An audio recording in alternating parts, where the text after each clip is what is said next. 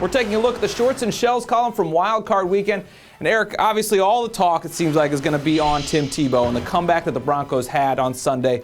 But one of the more ironic or interesting, whatever you want to call it, factors in this whole thing is now moving ahead to New England, they take on Josh McDaniels in his first week on the job for the Patriots, and it's Tim Tebow and Demaryius Thomas, two of McDaniels' picks, that really won it for the Broncos. And first of all, when was the last time you heard of a coach joining a staff this late in the season into the playoffs? And it just really never happens. And the fact that McDaniels not only has a history with the Broncos, but is the only coach available that's faced the Final Four teams. With the Rams, they faced the NFC's Final Four teams. So if the Patriots advance to the Super Bowl, they'll have a little advanced scouting report on them. But first things first, he knows Tebow very, very well. Saw him, cut his teeth, came up with the team. He had a vision. He believed in this guy. He thought he was going to be the, revolutionizing, game-breaking quarterback he was. Stats throw him out the window. This guy's pretty darn good. And I bet you he will help, even though the Patriots have a pretty good idea because they just saw the guy a few weeks back. It seems like John Elway and John Fox never really wanted to admit that this is the direction they were going to go. They had to do it. McDaniels the one that saw this and I think wanted it to go this direction. He just wasn't able to stick around long enough to actually see it happen. That's right. 3 of the 4 games in the next round of the playoffs are rematches from earlier in the season, the only one being the Saints and Niners that aren't.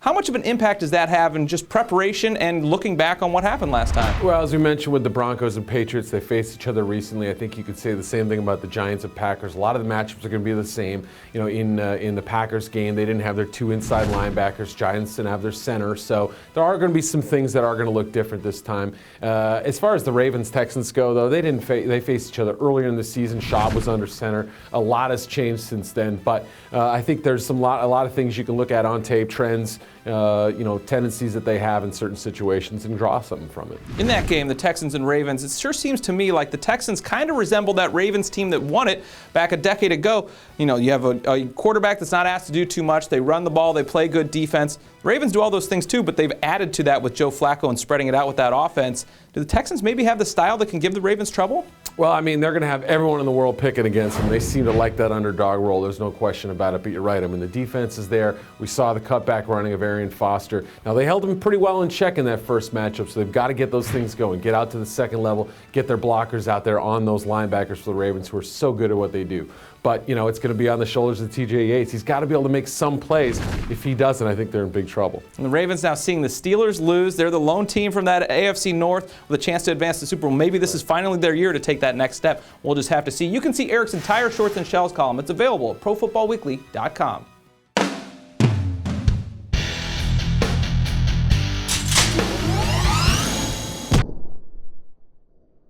It's never too early to start thinking about the NFL Draft, and Pro Football Weekly's new draft database has you covered. Check out updated player rankings for over 750 prospects and our exclusive PFW Stock Watch. Just go to the Draft tab at ProFootballWeekly.com.